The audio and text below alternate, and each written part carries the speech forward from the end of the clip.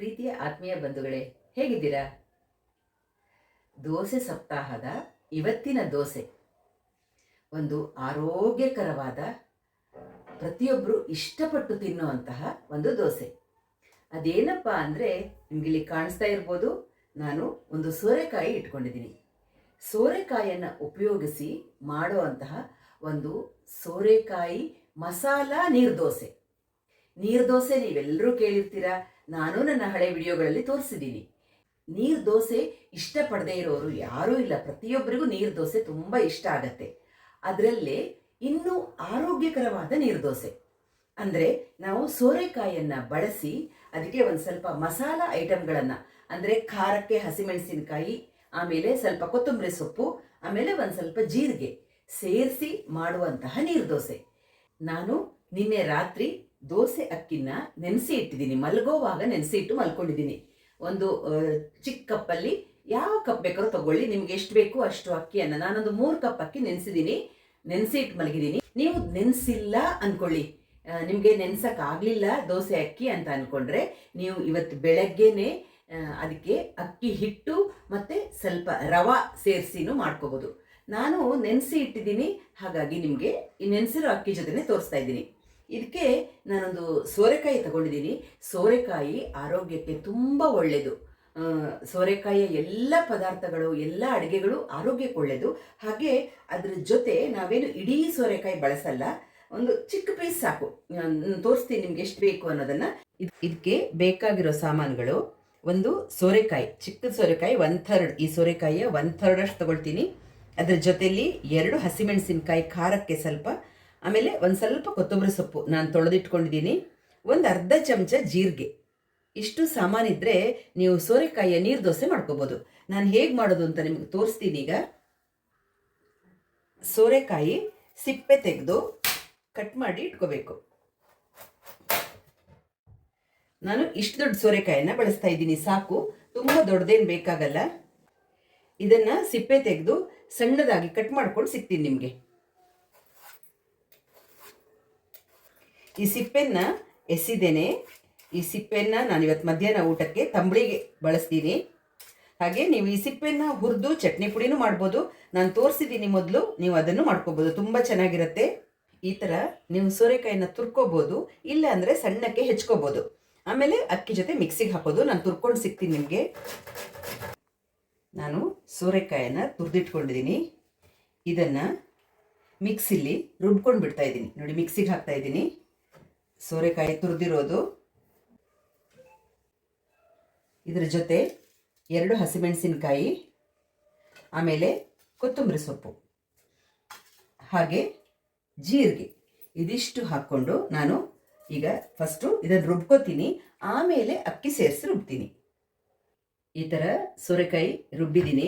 ಈಗ ಇದಕ್ಕೆ ಅಕ್ಕಿ ಹಾಕ್ಕೊಂಡು ರುಬ್ಬೋಣ.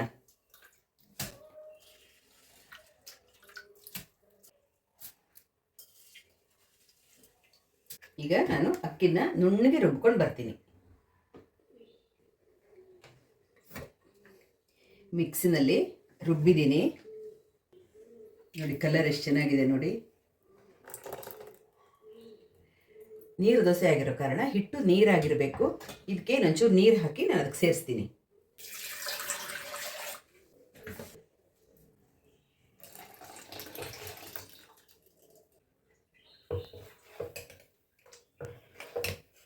ಈಗ ಹಿಟ್ಟು ರೆಡಿಯಾಗಿದೆ.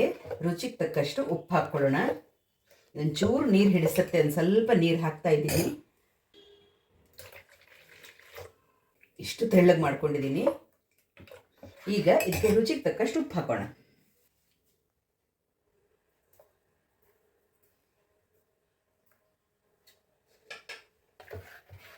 ಉಪ್ಪು ಹಾಕಿದ ನಂತರ ಚೆನ್ನಾಗಿ ಮಿಕ್ಸ್ ಮಾಡ್ಕೊಳ್ಳೋಣ.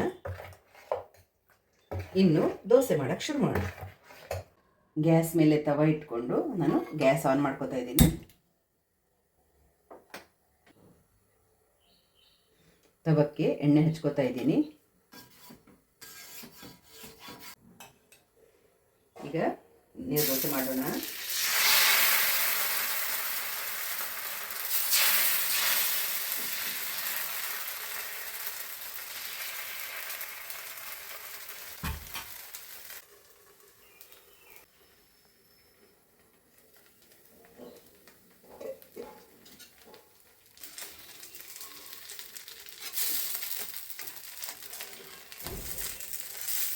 ಚೆನ್ನಾಗಿ ಬರುತ್ತೆ ನೋಡಿ.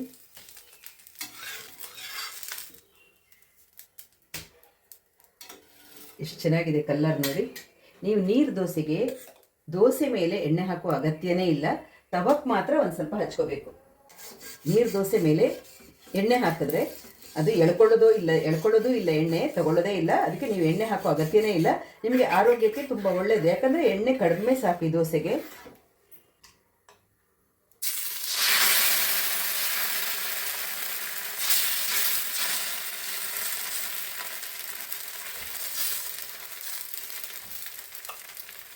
ನಾನು ಸ್ವಲ್ಪ ಸಣ್ಣ ಮಾಡಿದೆ, ಎಡ್ಜಸ್ಗೆ ಹಾಕಿಲ್ಲ. ಯಾಕಂದರೆ ನಂದು ಇದು ಮುಚ್ಚೋವಾಗ ಕವರ್ ಆಗಲ್ಲ, ಅದಕ್ಕೋಸ್ಕರ ಹರಿದೋಗತ್ತೆ.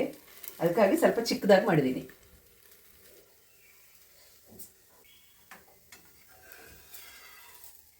ನೋಡಿ, ಈ ಥರ ನೀರು ದೋಸೆಯನ್ನು ಎರಡೂ ಸೈಡು ಬೇಯಿಸೋ ಅಗತ್ಯ ಇರಲ್ಲ, ಒಂದೇ ಸೈಡ್ ಬೇಯಿಸೋದು.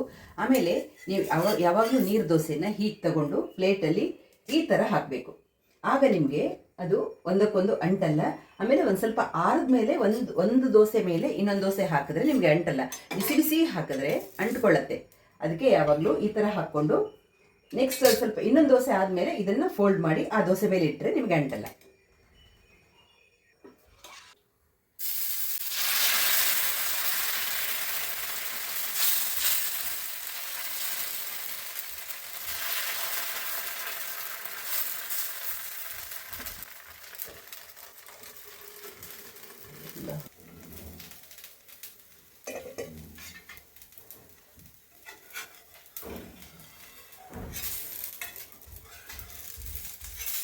ನೋಡಿ, ನಿಮ್ಗೆ ಎಷ್ಟು ಚೆನ್ನಾಗಿ ಎಳ್ಕತ್ತೆ ನೋಡಿ.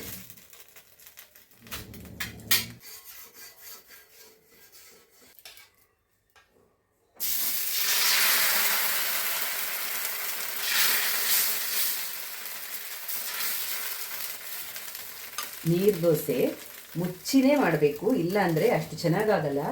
ನಾನು ಈ ಮುಚ್ಚೋದು ಸ್ವಲ್ಪ ಸಣ್ಣ ಇರೋದಕ್ಕೆ ಸ್ವಲ್ಪ ಸಣ್ಣ ಮಾಡ್ತಾ ಇದ್ದೀನಿ ದೋಸೆ. ಇಲ್ಲ ಅಂದರೆ ಫುಲ್ ತವ ಮಾಡ್ಬೋದು.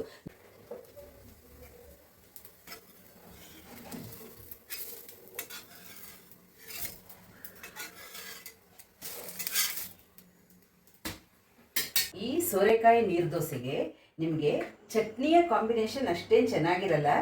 ನಿಮಗೆ ಕಾಯಿ ಸುಳಿ ಬೆಲ್ಲ ಅಥವಾ ಜೋನಿ ಬೆಲ್ಲ ಈ ಥರದ ಕಾಂಬಿನೇಷನ್ ತುಂಬ ಚೆನ್ನಾಗಿರುತ್ತೆ. ಯಾಕಂದರೆ ಅದು ಖಾರ ಇರೋ ಕಾರಣ, ಮಸಾಲ ಇರೋ ಕಾರಣ ನಿಮಗೆ ಚಟ್ನಿಯ ಅಗತ್ಯ ಅಷ್ಟೇನು ಬೀಳಲ್ಲ. ಇಲ್ಲ, ನೀವು ಬಿಸಿ ಬಿಸಿ ದೋಸೆಗೆ ತುಪ್ಪ ಹಾಕ್ಕೊಂಡು ತಿನ್ಬೋದು. ಆದರೆ ನಾನು ಶುಂಠಿ ಚಟ್ನಿ ಮಾಡಿದ್ದೀನಿ ಇವತ್ತು. ಪ್ಲೇನ್ ಶುಂಠಿ ಚಟ್ನಿ ಮಾಡಿದ್ದೀನಿ ನಾನು. ಕಾಯಿ, ಶುಂಠಿ, ಹಸಿಮೆಣಸಿನಕಾಯಿ ಹಾಗೂ ಹುಣಸೆಹಣ್ಣು, ಉಪ್ಪು ಹಾಕ್ಕೊಂಡು ಶುಂಠಿ ಚಟ್ನಿ ಮಾಡಿದ್ದೀನಿ. ನಾನು ಶುಂಠಿ ಚಟ್ನಿ ಮಾಡಿದ್ದೀನಿ. ಸುಶಾಂತ್ಗೆ ಶುಂಠಿ ಚಟ್ನಿ ಬೇಡವಂತೆ, ಅವನ ಚಟ್ನಿ ಜೊತೆ ತಿನ್ನಲ್ಲ. ಅವನು ಸ್ವಲ್ಪ ಸಿಹಿ ಪ್ರಿಯ ಆಗಿರೋದಕ್ಕೆ ಜೋನಿ ಬೆಲ್ಲ ಜೊತೆ ತಿಂತಾನೆ.